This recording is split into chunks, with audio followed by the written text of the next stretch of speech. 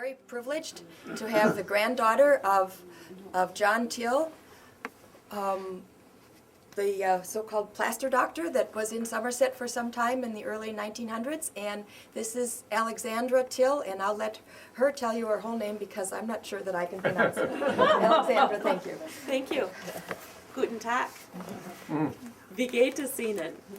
Mein Name ist Alexandra, Roswitha, Daniela, Elisabeth, Maria, Aloysia, Tatiana, Ushi, Till. Oh, my word. As you can tell, my heritage plays a large part in my life.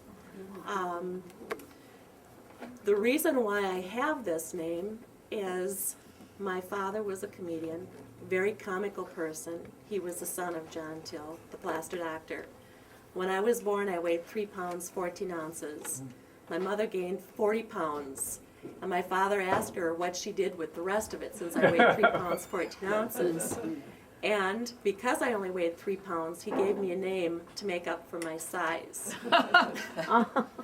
I'm very honored to come down here today and speak about my grandfather. I wish my father were here, but he died in November of 1989. And my mother died in 1995. So what we have left of the family is myself, and I have a brother who's a year older than myself, and I also have a brother who's 12 years older than myself. So there are 3 grandchildren, and my one brother has a granddaughter, but that's going to be the end of the line. There will be no more Tills left of the family. Like I said, I'm honored to be here. My grandfather died 12 years before I was born. So what I know of him is what I've learned from my father, as well as what I've learned from some of the grandchildren who are still left from his sister. And his sister was named Bertha. She lived in Elmina, and the two of them worked together. From what I understand, my grandfather was born in 1870 in Einsiedel, Austria. He came from a large family. If I remember correctly, there were 6 children in the family. I don't remember the names. My father didn't talk a lot about his aunts and uncles except for the one sister by the name of Bertha.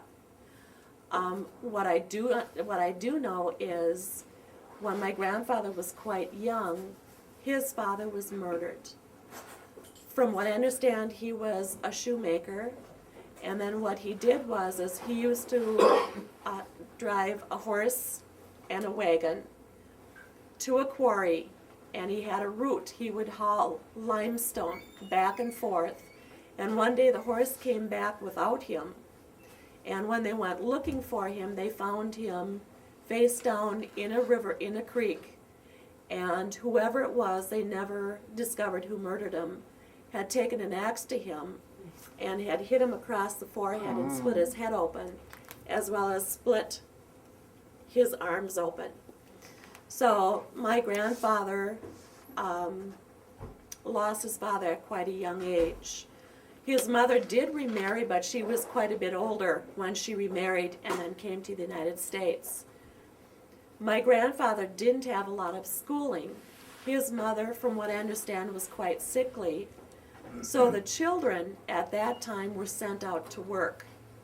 The one sister that he lived with when he came over to the United States was Bertha, and she worked in a textile factory. And she was small enough, what she would do is, as the looms were weaving, she would run to the looms, tie off the knots so that they could continue working. Because she was young and quick, they had the children doing that. The adults worked the looms and they just tied off the rope, the string. From what I understand, he did that also for a while. And then what he did was he found work in a glass blowing factory. And my father told me that when he was quite young, they had the young children carrying the glass that was blown over to wherever it was that it cooled. And when There's healthy. and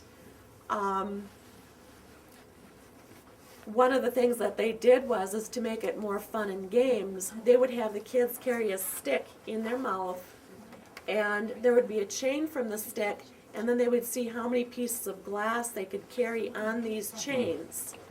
And the one who could carry the most glass without breaking it would get a glass of beer, and then he would take that home to his mother.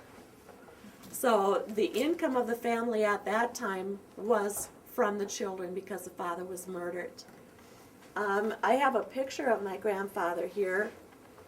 Like I said, I've never met him, but my father always talked about the pockmarks that he had on his face, and he did have smallpox when he was a child. What was his first name? His name was John, and his middle name was August. That's okay. And his last name was Till. And so this here picture was taken, I'm sure, when he was still in Freudenthal before he came over to the United States. He was quite young. You can see by the jacket that he's wearing. And from what I understand, he had smallpox, and he had it quite severely. That picture is the best picture that I've ever seen of what his face looked like. When he was 9 years old, he was crossing Main Street in Einsiedel, and there was 2 horses, and they had a wagon behind them, and this wagon was loaded with flour. And the horses spooked. He was in the middle of the street, and he froze. And what happened after that was these runaway horses ran over him, and they broke both of his legs, and they broke his feet. Well, in Europe, even now, at that time, they did not have physicians. You didn't go to the physicians. You went to the monks. And his legs were broken, and he had an infection set in, and he was quite sick.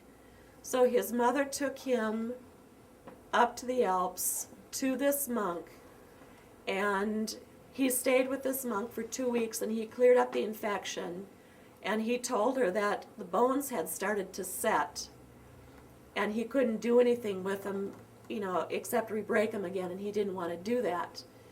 So he stayed with this monk for 2 weeks. He took care of him. And if you look at pictures of my grandfather, I do have a picture of him here. He was known as the Barefoot Plaster Doctor. And that ties in with his history. Because his legs were broken and his feet were broken, shoes were uncomfortable.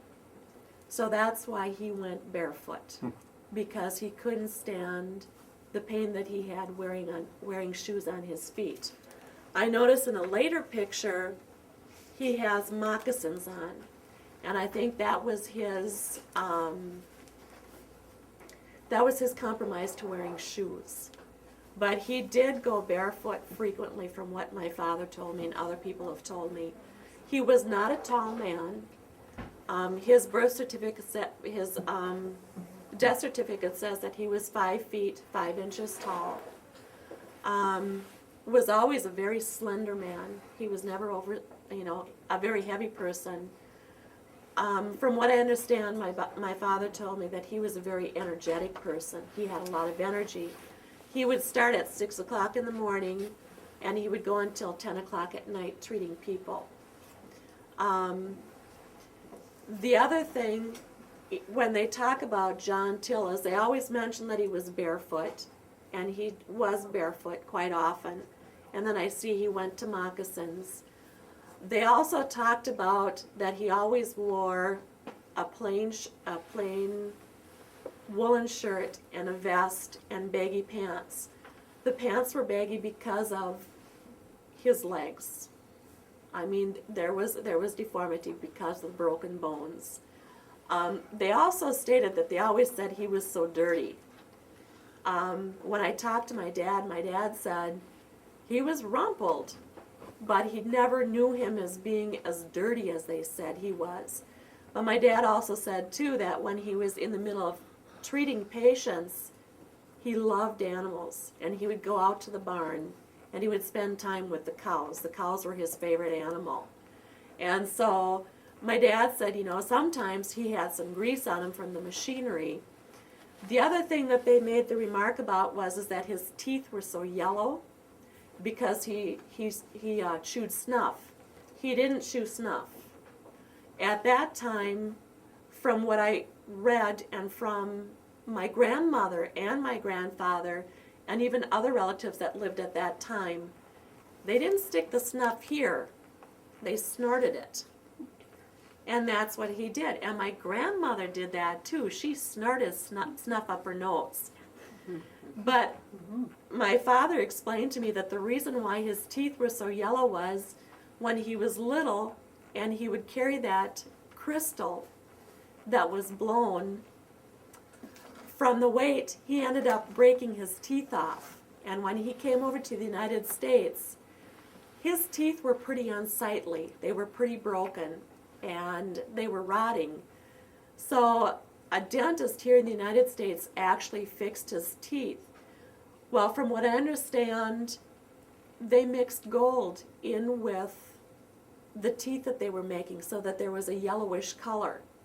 So that's why his teeth were yellow, not because of the snuff, but because of the mixture that they used, and it included some gold, which doesn't make a lot of sense to me because gold is such a soft substance, but they did use that from what I understand. So his teeth were yellow because of that. It wasn't because of the snuff. If you look at a picture of my grandfather when he was older, and even in his passport, if you look at his glasses, my grandfather was blind as a bat. He could not see very well, and you could see it in the glasses were very thick.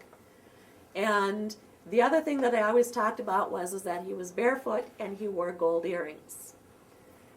At that time, it was not uncommon that when children had poor eyesight, rather than purchasing glasses, the belief was that if you put gold earrings in, the gold would cure your eyesight. That's why he wore the gold earrings. Not because he was eccentric, but because it was believed at the time that it would cure the eyesight. And this is actually a photo of my grandparents' passport when they came over just before he died here in the United States. From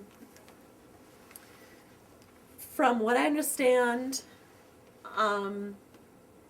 when my grandfather was 9 years old, he lived with this monk for a while. I'm not sure the length of time he lived with him, but he lived with him long enough so that he learned a lot of these here things. And later I'll show you some of the things that he used. He did spend a certain length of time with them. His occupation was a blacksmith. When he was a young man, he was actually a blacksmith. From what I understand, he left Europe when he was 28 years old, and he stopped over in Switzerland. He had a great interest in herbs. At that time, and still, Europe uses a lot of herbs for their medicinal treatment. The monks over there studied herbs at least for a couple hundred years and learned about the medicinal qualities of them. And he had this interest in them. And he also went to Switzerland. There was also a physician by the name of Dr. Cornpointer. And from what I understand, he studied under him for a while. I don't know how long, but he did learn some things from him also. When he came to the United States, it was 1898, and he came in through Canada. When he came to the United States here, his sister was already living here by the name of Bertha, so he moved in with her. And the reason why he came to the United States was he wanted to be a lumberjack. That was his dream, was to become a lumberjack. And so when he came to the United States and came to Alameda, he was a lumberjack. There was a lot of lumber camps there. And the way it actually started him treating people was because it was not uncommon for people to cut themselves on the axes.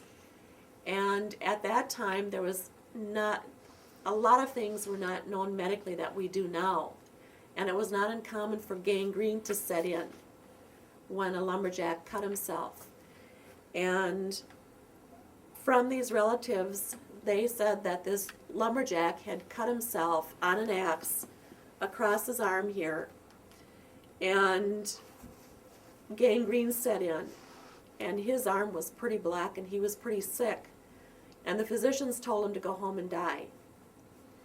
And somehow, I think he was in the same camp with my grandfather. My grandfather caught wind of it and said, you're not going to die. He says, I can help you. And that was the first time that he put the plaster on here in the United States, was on a lumberjack who had gangrene.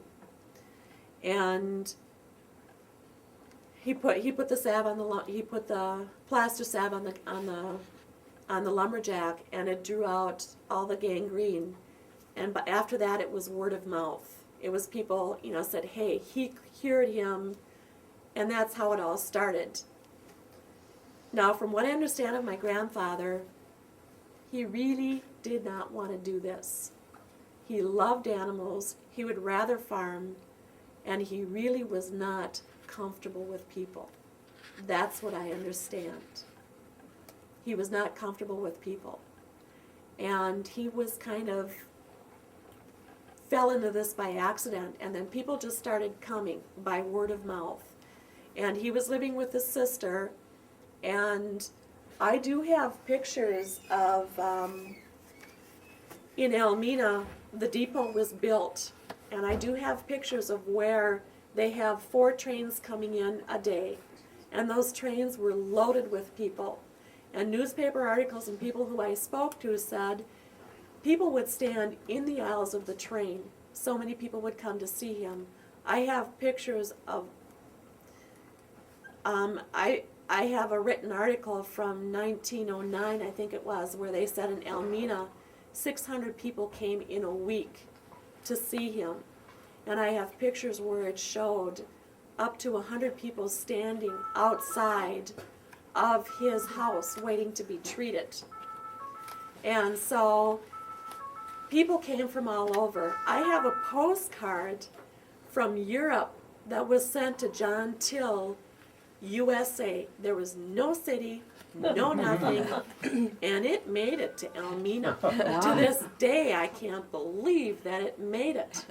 And I mean, the stamp up in the corner said Freudenthal Dittersdorf, and on the back it just said John Till, USA, and it made it. But I do have pictures where where did I put it?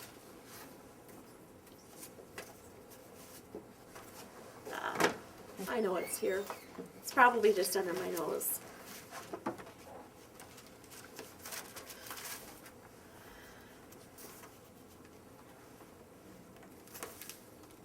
But anyhow, I do have pictures where it shows that the train is pulled in, and you've got all of these wagons with all lined up in a row, and there'd be like 20, 30 wagons lined up, and you could see where the people are getting off the train and going over. Here it is.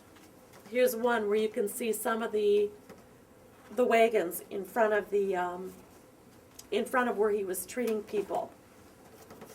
You can see where they're lined up, and it is in here.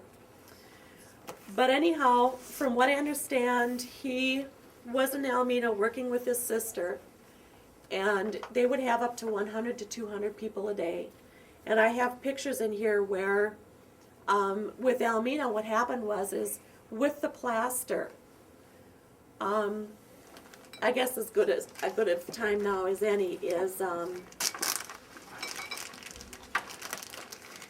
this is what most of the people hear about when they talk about the plaster, when they call him the plaster doctor.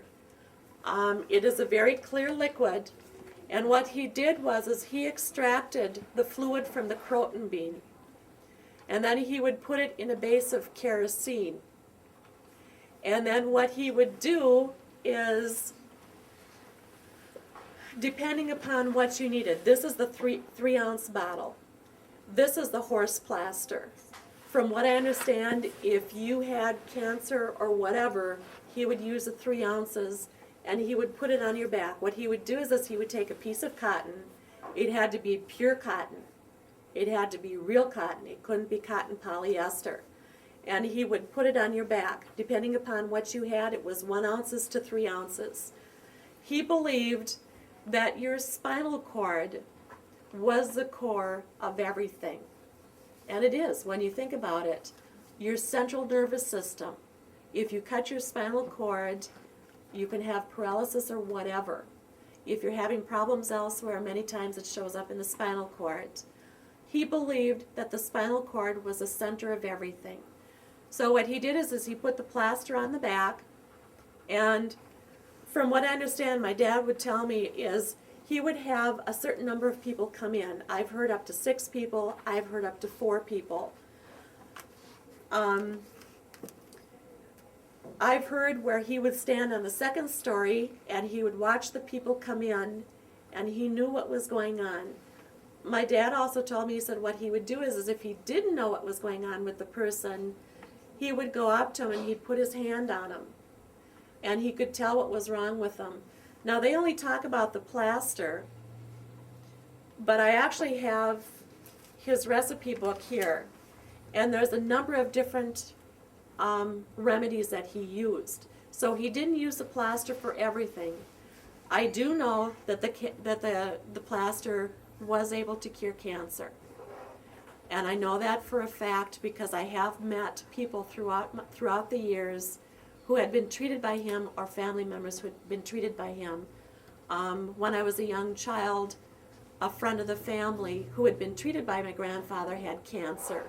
And she came over and my father gave her the plaster. It was documented. She had cancer. He did put it on her back, and the cancer was removed. And I will go into this a little bit more. My mother actually had a mass in her breast. They were going to do a mastectomy. They were pretty certain that it was malignant. My father put the plaster directly on her breast, and within 10 days, and if I hadn't have seen it myself, I wouldn't have believed it, she had a hole where that mass was, and it was on the cotton, and all the ganglia that was to it was hanging from it. It had drawn it out. And when they did a biopsy on it, it was malignant. But she did not lose her breast, and she was diagnosed as not having cancer. But basically what he did was he had people come into the room, they sat on a kitchen chair, and he would go from person to person. And in this picture here, and in a lot of pictures that I have, he always had his picture taken with his assistants. I have very few pictures of him alone. I generally have pictures of him with assistants. And his assistants would put the plaster on. And they'd go from the one person and put the plaster on the back, go to the next one would put the cotton on the back, and then we always used to put a t-shirt over the top of it. And what we would do is we'd sew the cotton in place. And they always talked about how awful that plaster was. And my father used it, my mother used it, I've also used it. And it burns like fire. It draws. And it just burns. And those first 7 hours, you could just about climb a wall. And what you did is you left it on for 10 days. And that t-shirt would just get soaked. And it would just reek of pus and whatever else. And you left it on, generally for 10 days or until it was dry. And I used to watch my parents, they'd cut the t-shirt off and then they'd peel it off. And the back would be just raw. It would be just raw, and then what they would do is they would put either bear grease or goose grease on it, something to seal it. But I'll tell you one thing, when that skin grew back, that skin was just like the bottom of a baby. It was so smooth. It was just, and it didn't scar. It didn't scar at all. When I was about 14 years old, my mother let the German Shepherd out, and I was holding a cat, and the cat put its claws in my face, through my cheek, into my tongue, and it hung onto my face, and it was fighting the dog. And like a dummy, I don't know why I didn't say anything, but my hair was down to my waist, and it was getting red, and it was getting pretty pussy and pretty nasty, and I just put my hair over my face. Well, about 4 days later, my dad happened to notice it, and it was pretty nasty. And my parents didn't go into the doctor. We didn't go into the doctor. So my dad put some of this plaster on there, but he didn't put cotton on it. Because what he wanted it to do is he wanted it to pull to the surface, but he wanted it to just stay underneath the skin, and then he drained it. I didn't have any scarring, but if I go outside and it's cold out, I'll get a little purple spot, and that's about the only thing that I have left of it. Now this plaster here, some people would sit on the toilet and he'd give them 3 drops. And you had to make sure that you were on the toilet because it went through you just like that and it cleaned your system out. This here I keep in a very safe place because it's not something to play with. When you have the plaster on, you have to stay warm. When you have the plaster on, you do not drink anything cold. You do not eat anything with vinegar, and you make sure that you're nice and warm so that it can draw. And this could be quite deadly if it's not used properly. So I keep this in a real safe place. Even my kids don't know where it is. I just, But he was known for the plaster. This here is the Rotazalt. He actually had this in plaster form. It was a petroleum base. I know he used that quite a bit. Some people would have the one plaster. Sometimes they might have to have a second plaster. A good family friend was treated by him. She had smallpox and she was deaf. From the smallpox, she used the plaster when she was quite small and she did regain her hearing. I've talked to numerous people where he did treat them and they were okay afterwards. This is the red salve. It's a petroleum base. I love to use this on my kids when they had diaper rash because it would clear it up within an hour. It was rashes. It's wonderful. Anything with the skin, it's wonderful. This here is the brown medicine. And this is actually a wine, is a white wine. Is that him? And that's the assistant? No, he's standing in the back, in the middle in the back. If you look in the back, the person in the middle. In the center. Yep. And the assistant? The assistants are, all of them are on there. All of them. My gut instinct tells me that the gentleman sitting in front of him is Octave. Cloutier. I think so. My gut instinct tells me. My grandfather. That, my gut instinct tells There's me. only one Octave, so that had to be him. Can you say that name one more time? Octave? Octave, and how do you pronounce your last name? Cloutier. Cloutier. I've always wondered how to pronounce the name. Well, they kind of ruined it. The cloutier is in French, you know. Okay. The T is silent in French. Cloutier is supposed to be. Okay. And they come out with clouture. Okay. And that's a horrible name. I tried to correct them. I correct them every time I could. So now they're calling it cloutier. Okay. Now this here is actually the brown medicine. And this is actually made with rhubarb root. And it's made with honey. I'll let you just sniff it. And it's actually made with honey. Now my mother actually had ulcers. And if you took a small teaspoonful, if you had the diarrhea, it took care of it. If you were constipated, it took care of that. But my mother had ulcers so bad she was bleeding. My mother was actually bleeding. The physicians couldn't help her, but she would take a spoonful every day, and within 3 weeks, she no longer had ulcers. And he used this for ulcers also. He called it the wonder tonic. Usually he gave it a number, or he called it the wonder tonic. This stuff is absolutely horrendous to taste. Man, does it work. Like I said, it's horrendous to smell, it's horrendous to taste, but it really, really worked well. When I was looking at some of his recipes, he has what's called 3 drops. Now that's a pine base, and you put those 3 drops on sugar, and that took care of kidney problems. My mother had kidney stones. She passed kidney stones within 2 days of taking it. Alcohol or something. It is, it's in white wine. But when I started looking at his recipes, if somebody had problems with their heart, he gave them what's called Baldrian-Tropfen. Who knows what, has anybody heard of digitalis? What is digitalis? Pardon? Baldrian. Digitalis is actually a synthetic made of foxglove. If somebody had problems with their heart, he gave them foxglove. He knew exactly how much foxglove to give them for heart problems. My father took it because he had heart problems. The 3 drops was made out of like the pine pitch. He gave willow. Willow, they now know is Aspirin. aspirin, salicylic acid.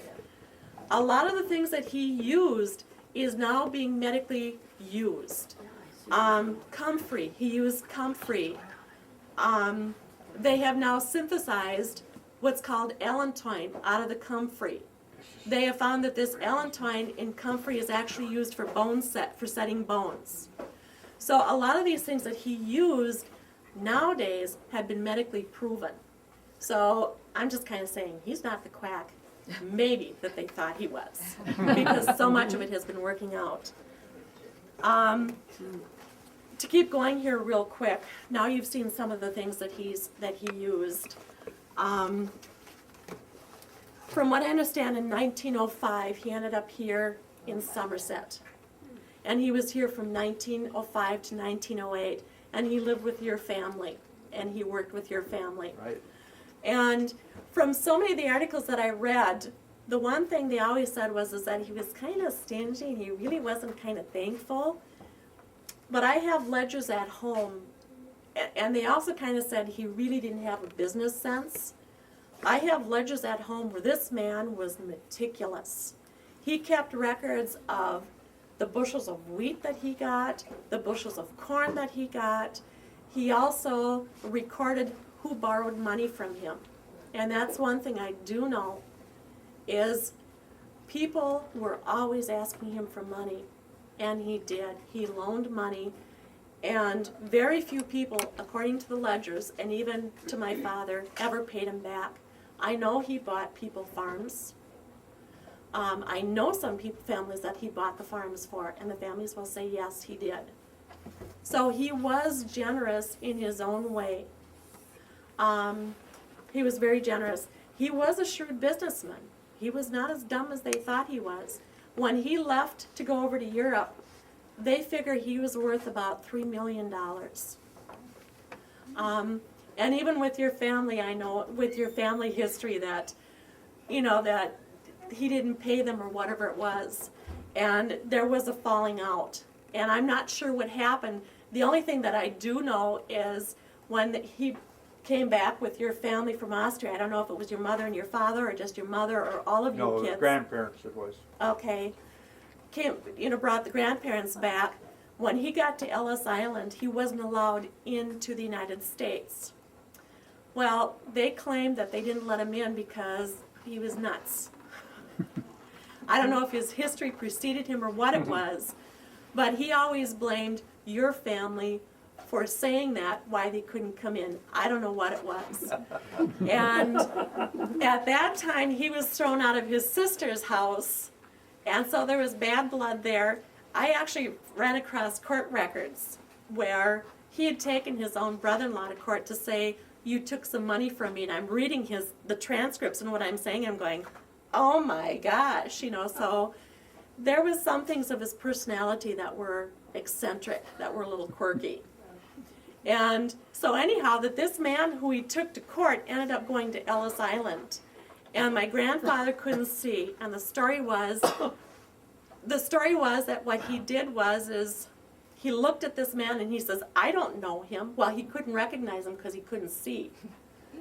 And so his brother-in-law actually had a growth on his hand, and he says, tell you what, before he says he doesn't know who I am and turns me away, he says, tell him to shake my hand. So he shook his hand, he felt that growth, and he says, I know who he is. He couldn't see him, but he could tell by the growth on his finger. And so that's how he got back into the United States again. But he never came back to Somerset. He did hold a grudge. And he went back to Elmina. He went back to Elmina and Turtle Lake. And he kept treating people there. And now in the Somerset book, it does say that he went back over to Europe in 1919 or 1917, I think it was, and married my grandmother over there. He went back to Europe in 1912. When he went to Dittersdorf, he went up to the Bürgermeister, who is like the mayor of that small village, and he said, I want to get married. There's no love story here. He says, I want to get married. He says, I want a woman who can cook. I want a woman who can clean. Who's a spinster in town here? And there were two sisters. And the one was my grandmother, Hedwig, and her sister. So he went up to her and he says, I'm leaving for the United States. And if I remember correctly, it was the end of the week. So she only had a few days to come up with her decision. He says, I'm leaving for the United States. He says, this is what I want. He says, I want a woman who can cook very well, and I want a woman who can clean. And she said yes.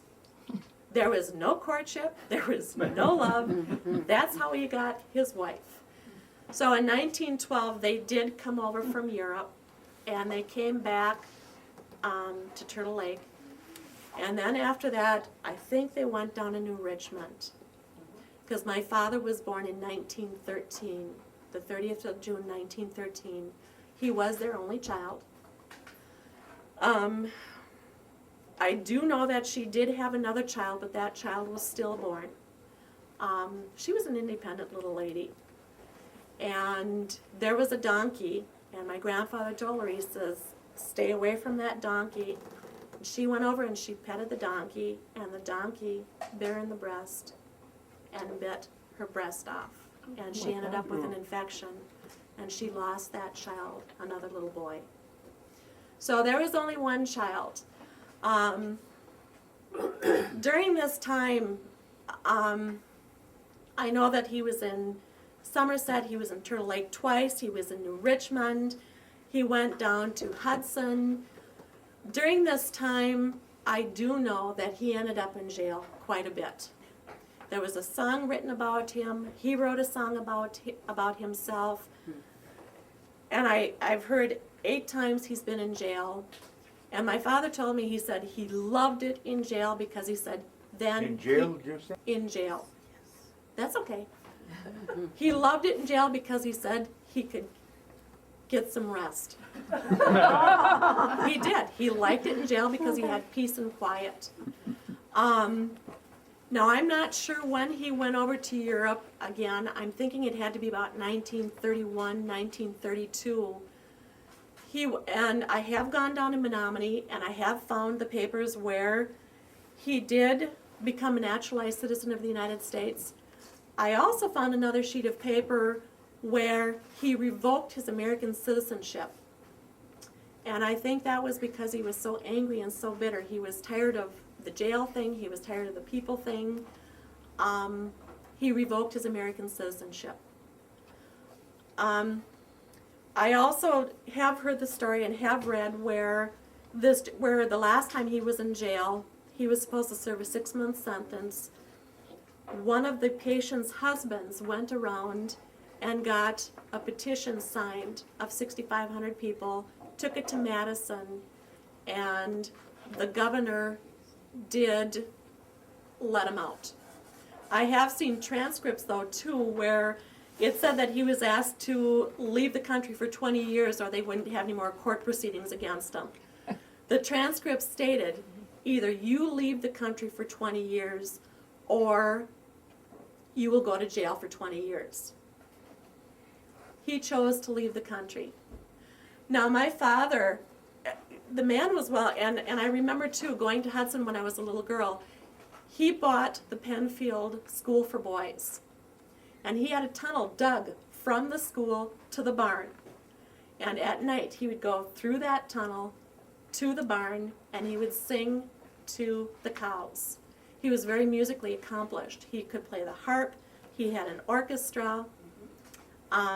He was very musically accomplished. Turtle Lake, same thing. Dug a tunnel from the house to the barn, and to get away from the people, he'd go in that tunnel, and he'd go out in the barn. I had the people take me into the house and say, this is where the tunnel was dug. You can see where the wall is patched. So I know that is known for a fact. Before he went to Europe, he bought property over there. And like I said, he was worth $3 million. They state, that he would take the money in wheelbarrows to the bank every week. My dad said he never did that. But he did make a lot of money. He was not ever charged for being a physician. What he did was he did not charge. That was one way he got out of it legally for treating people. Whatever they could pay is what they put in buckets. I've heard people say, he charged $5, he charged $10. Mostly what I've heard people tell me is a lot of times if they had it, they'd throw a silver dollar in there. He'd end up with chickens. He'd end up with corn. Whatever anybody had is usually what they gave. And he went over to Europe, and I've also got here in Elmina, across from, here we go.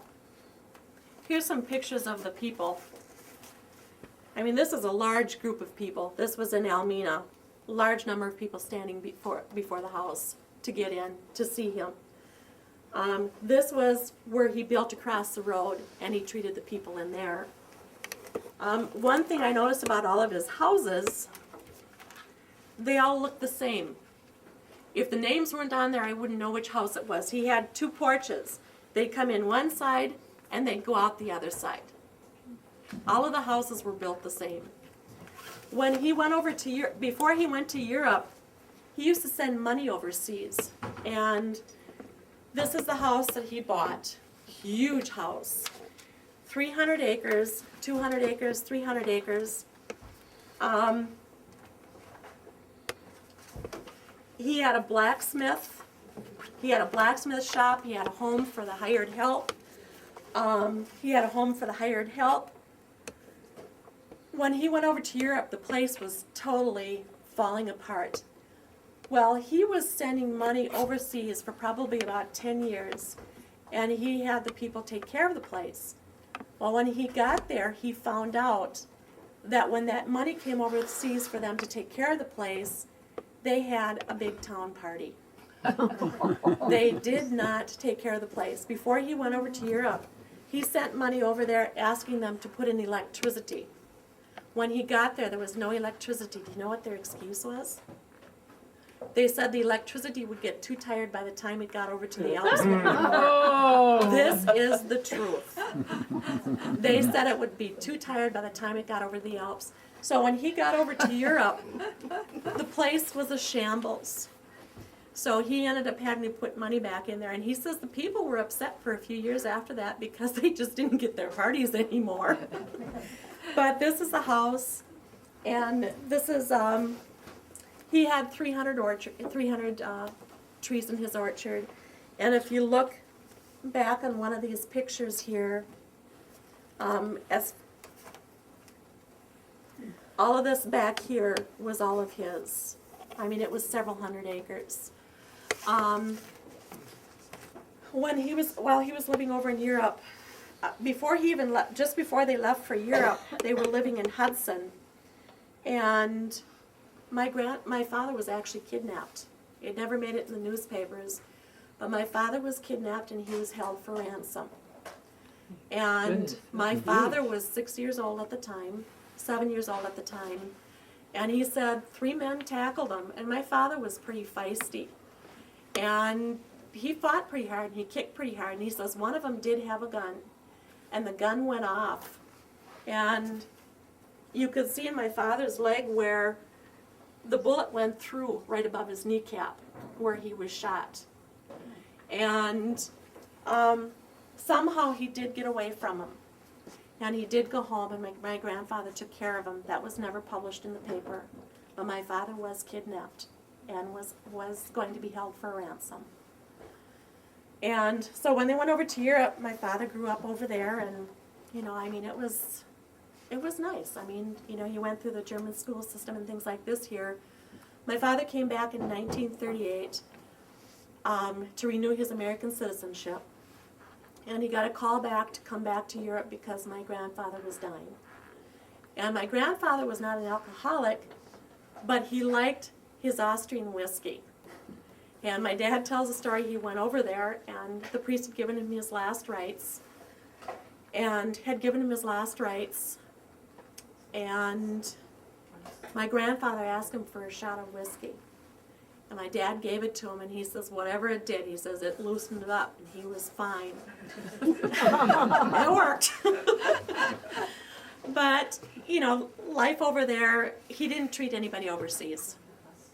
I've never heard of him treating anybody overseas. The war came, and at about that time, they could have come back to the United States. But what happened was, there was no more boat service coming back from Europe because all of the German submarines. And so at that time, my father was probably 27, I think it was. But anyhow, my grandfather was considered an American citizen, but he gave up his American citizenship. He was living in Czechoslovakia, in Austria. At that time, it was called Austria. What happened is Hitler came in. And my mother and my father wanted to get married, and at that time with Hitler in there, you had to bring in your family tree, and you had to prove that you were fit to marry, that you did not have any diseases in the family, and so on and so forth.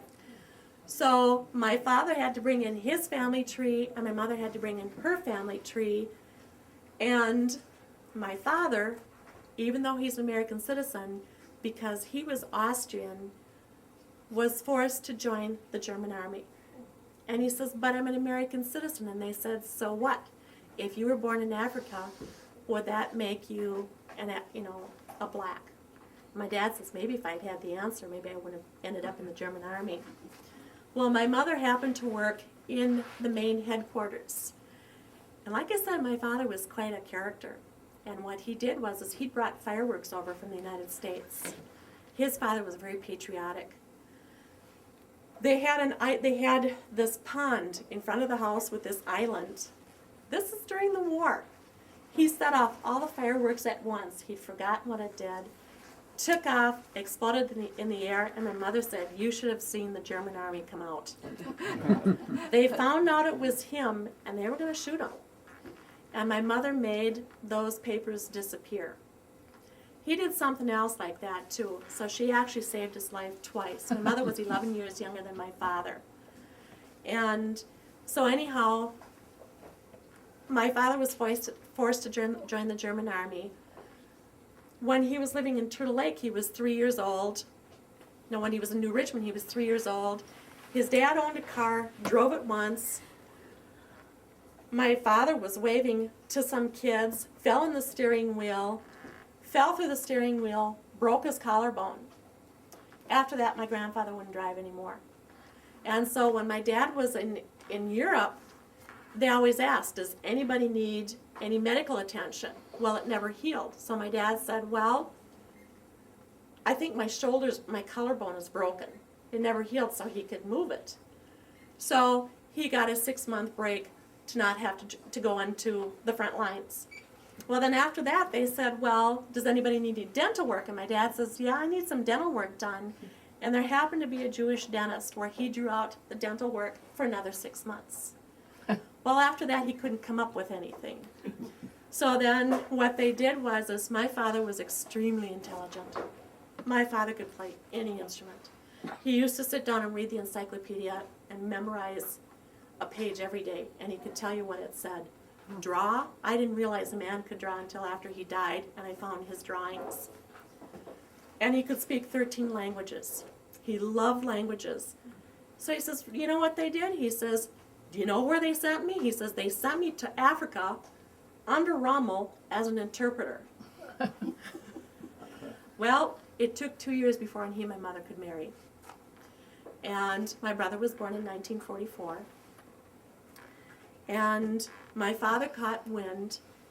My father was telegraphed that my brother was born. And 4 days later, my mother got a message from the Red Cross stating my father had been shot and killed. My father was shot in the back. He was thrown in the mass grave while he was in France. And as he was lying in this mass grave, they didn't have time to cover up the grave because there was a lot of bombing going on. He was in a Jeep. The other driver was killed. A bomb dropped down in front of him. And he said he came to. He said when he felt these fingers trying to pull his wristwatch off. And he came to, and he says there was this Canadian soldier, and he said he had wristwatches up both arms, and he had binoculars hanging around his neck, and he said he just reeked like the brewery. And my father said, please help me. And the Canadian soldier said, just because you can speak American, don't get palsy-walsy with me. And my dad said he passed out after that. And the next thing he knew was he woke up in an infirmary. This Canadian soldier had carried him 12 miles and stayed 4 days to make sure that he was okay. My father never found out who he was. So my mother had gotten the news that my father was dead. My mother's mother said, you leave the city, you live in the country with your in-laws. My mother didn't get along with my in-laws. That was pretty hard for her to do. So she moved to the country. Hitler was there. They figured she would have a better life with the baby. What happened was Roosevelt gave Austria to Czechoslovakia. And Mom said they were so excited. She says they lined up the streets waiting for the American soldiers to come in, and it was the Russians. And when the Russians came in, they went to my grandfather's farm. They threw the cattle down the wells. She says this green froth just came out of the wells. She said that they carried the trucks, the cars, the machinery, and took them with, and they threw my mother out of the home. My mother had this newborn child. She was loaded into a cattle car, not with 40 people, but with 40 families. I don't know what happened to my grandparents. I've never heard. I'm assuming the same thing happened to them because they lost their home and everything, so I'm assuming it happened to them. But my mother ended up traveling throughout Europe in these cattle cars. She says when the cattle car would stop, she said she didn't care how far you walked. She said there was feces as far as you could go because other cattle cars had come through loaded with people. And she says they'd end up in one town, and she says the Russians would throw all the food in a pile. They'd take the flour, they'd take the sugar, anything you could eat, they would throw it in a pile. And they would post guards around. And she says, and if anybody tried to steal any food, they were shot. And so, I don't even think she remembers the number of cities that she ended up going through. And to the day my mother died, her refrigerator was never empty. It was loaded. The same with my brother. And so my brother is now just starting to talk about his experiences. My mother told me that what happened was every night she would run and hide in the woods. She said she had seen her friends raped. She had seen her friends murdered. She says one night she said she was just too tired to run and hide. So she said she just didn't leave. And she says the Russians surrounded the center square and the women and the children would hide. And she said she was too tired. And she said, I don't care if I live or die, I can't live this way anymore. And the Russians surrounded it, and with machine guns, shot through the woods and slaughtered whatever they could, whoever they could in there. When she was living with my grandparents, they had to house a Russian soldier. He raped her every night. To the day that my mother died, she had nightmares. To the day that she died. And I know there's a lot of stories that she didn't tell me. My father, he really didn't talk about it. He just really didn't talk about it. What actually happened was my father, when he was shot in the back and left in the mass grave, he was actually sent to England as a prisoner of war. Because he knew so many languages, he became the headmaster. And he said they had Germans, he says they had Italians, he said they had, every person, every nationality you could think of. And he actually worked with Queen Elizabeth, and he would go from prisoner of war camp to prisoner of war camp to make sure that everybody was being treated according to the Geneva Convention.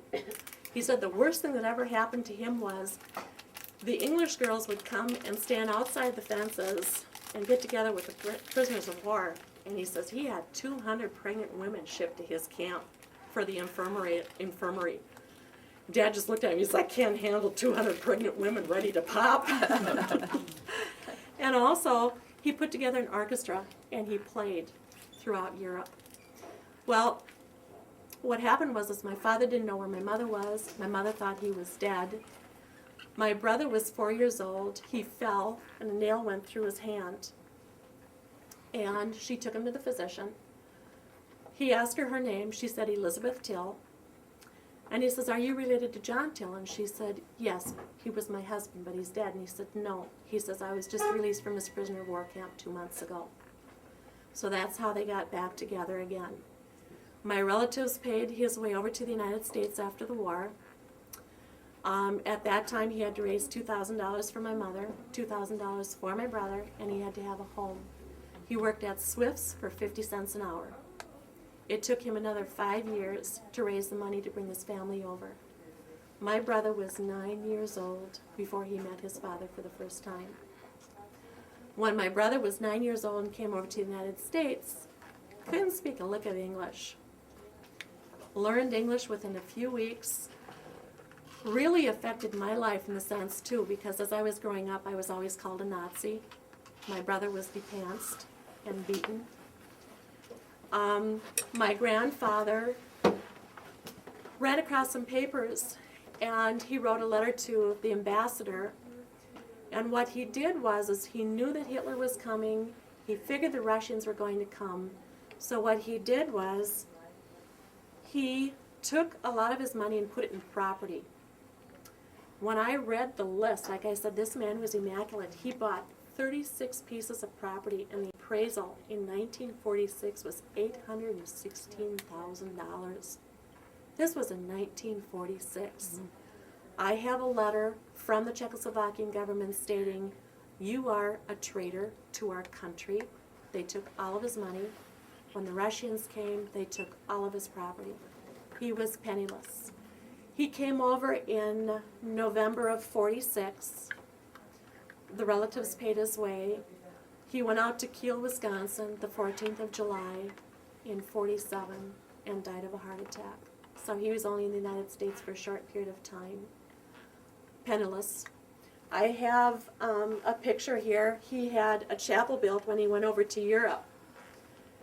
And it says, when I was not permitted to take my money along and not even allowed to take that much money along as to pay for the journey traveling money, I put up this cross and chapel, but no help, only bad luck up to today, John Till. So it seems like from what I read of his letters, he was a very bitter man. He was a very broken man. Life was tough for him.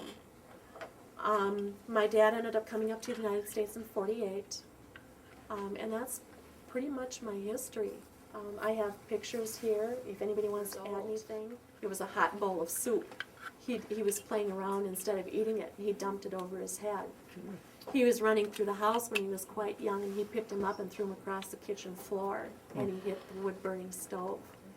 My father could play any instrument, and he had asked his father for a saxophone. And my grandfather was digging something, a hole or whatever it was, and my dad kept bugging him. He says, "When's the saxophone coming?" He nailed him with the shovel rather than give him an answer. And the other thing he did is my dad remembers when he was little, he was walking, and my grandfather had galoshes on, and they were too big. And he'd step on the back of the galoshes, and they'd flop back up again. My dad thought it was fun. My grandfather didn't. He stopped and kicked him. So I don't know him as being a very patient man, but I do know that my father loved him dearly. But he lost everything. As of now, my parents were able to get some money. They were able to get $40,000 back through my mother's testimony. There was money shipped over from Czechoslovakia. And the lawyer that we had did not send in the deeds or the paperwork. So my dad went to Senator Qui at the time.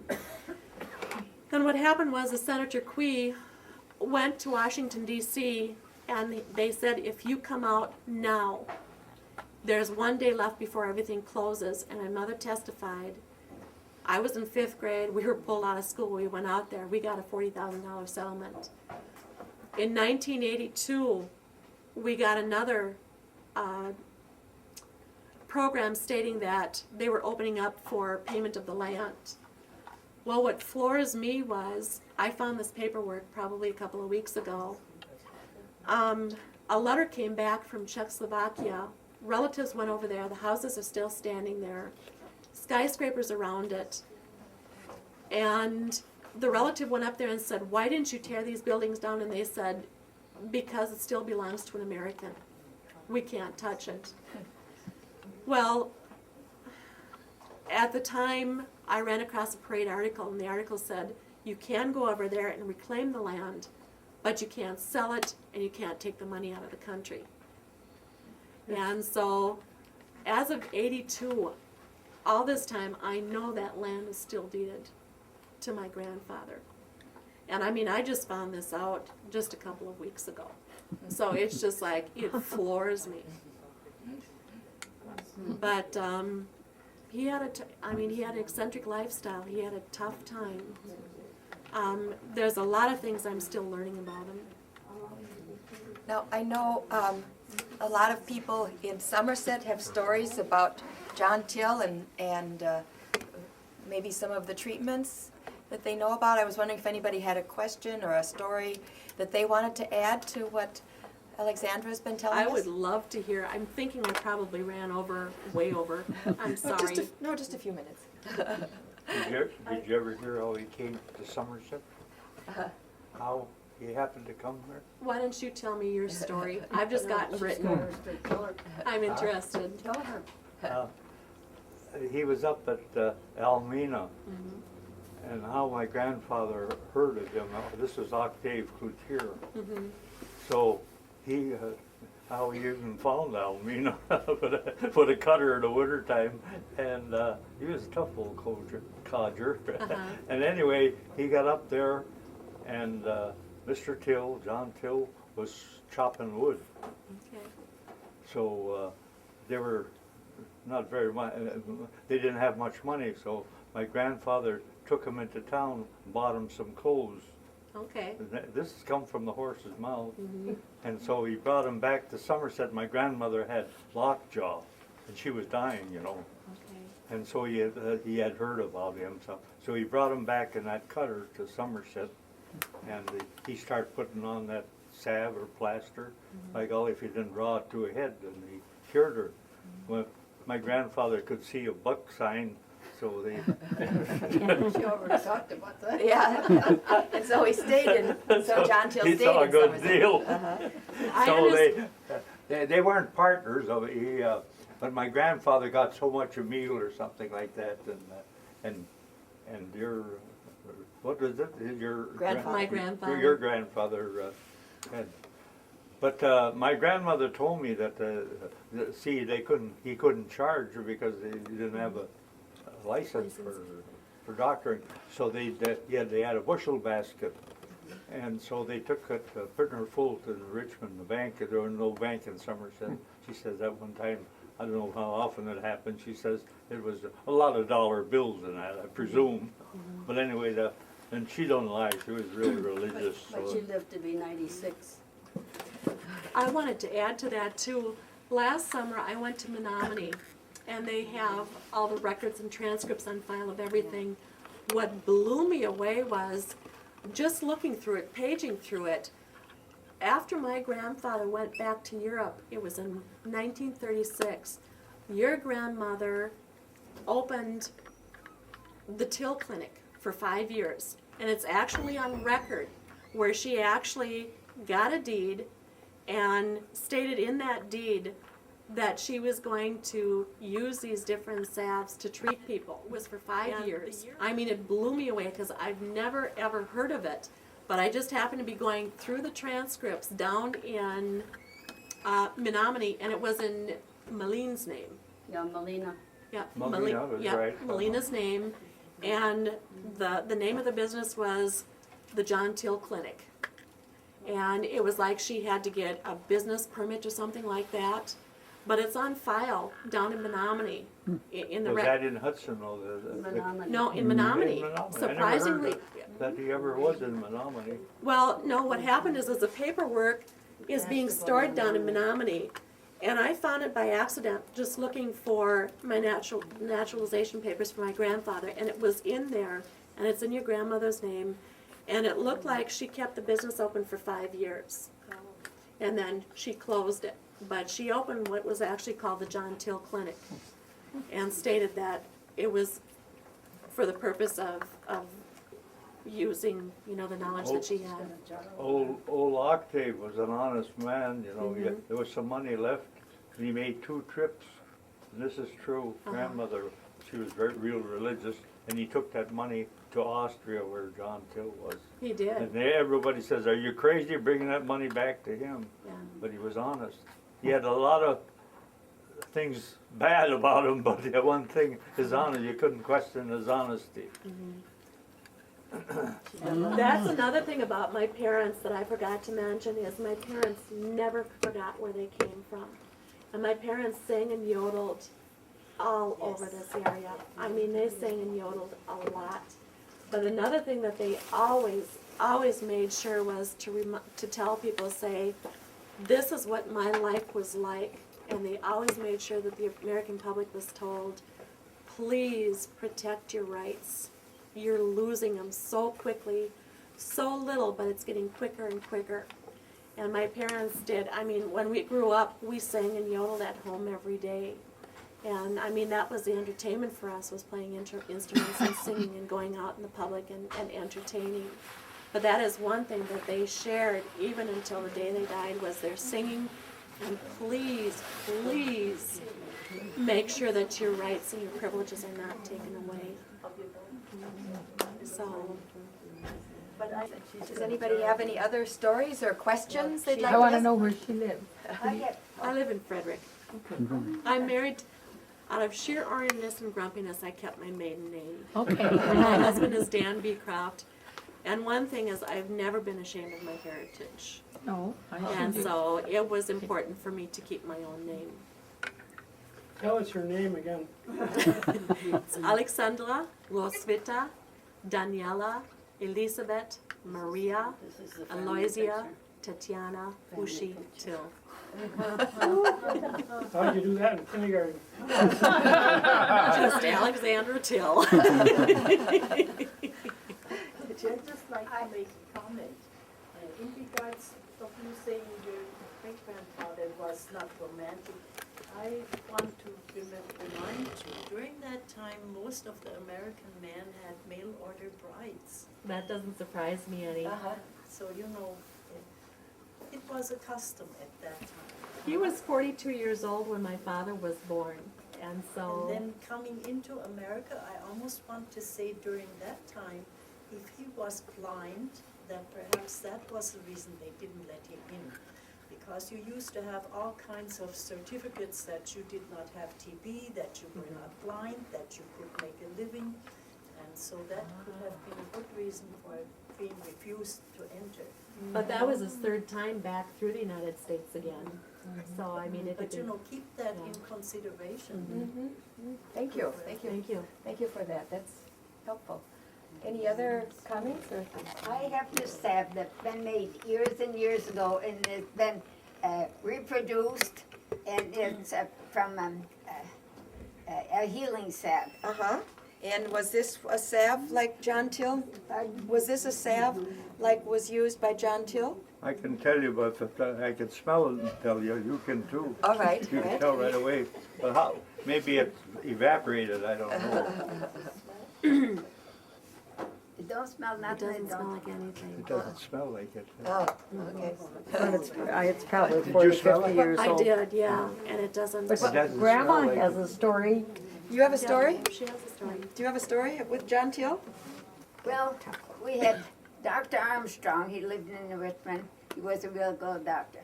And so, you know, he came to the down and he said, you know one thing?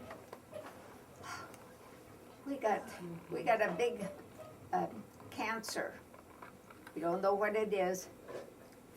And he said, well, we'll get Dr. Armstrong, you know, to come over and tell us what happened. And he said, he said to the doctor, he said, you weren't smart enough to tell me that you took it out. He said, I'm not going to tell you. So he never told him about the cancer that he had. I had a sister-in-law and he had pulled out the cancer. Oh, the John Till pulled out the cancer. Pardon? That was, the cancer was pulled out by John Till. Okay.